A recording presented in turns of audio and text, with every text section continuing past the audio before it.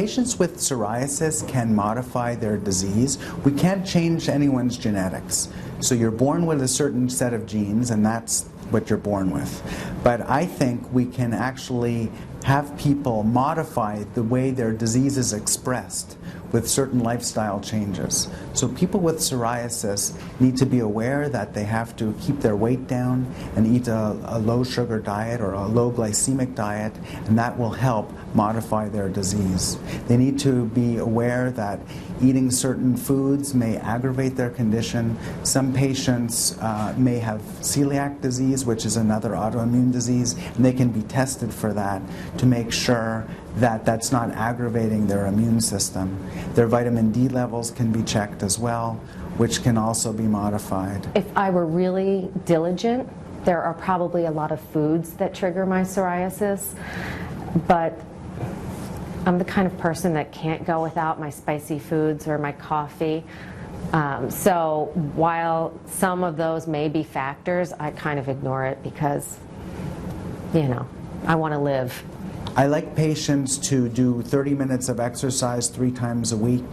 I like people to try to find ways to reduce their stress at home and work, whether it's through exercise, meditation, or yoga. All those are very helpful in helping people cope with their disease and modifying their disease.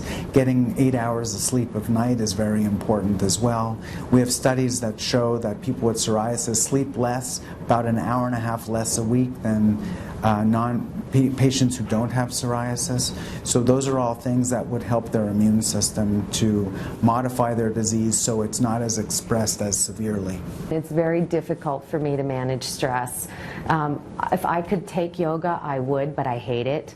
I'm more of a runner. I do exercise a lot, lifting, running. I think that helps me, but some meditation would probably work better for me. I just can't get to that place yet. I'm too high strung to meditate.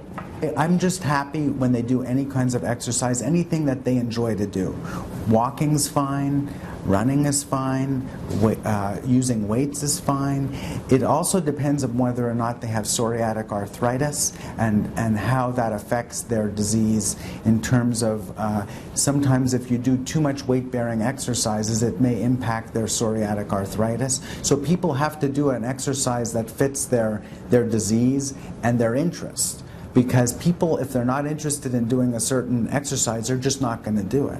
So I'd rather that they do something that they enjoy to do, and I think they'll be satisfied doing that, and they'll get something out of it as well. And that keeps people doing it again and again, because if you have to do it 30 minutes 3 times a week, you have to enjoy doing it, or else people just won't stick with it.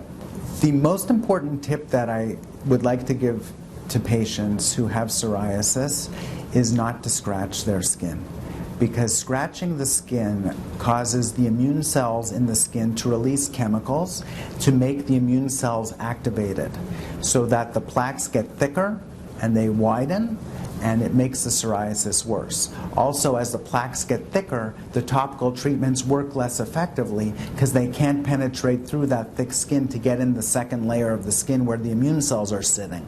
So the topical treatments don't work as well when the plaques get thicker. So it's very important for patients to understand that, especially for scalp psoriasis or other areas, to not scratch their skin as much as possible, because that really aggravates the condition and it makes it very difficult to clear their skin up. We use topical treatments to try to reduce the scratching, and for example in the scalp I try to have people use a soft brush, because a hard brush may scratch the skin and might aggravate the itching to make it worse.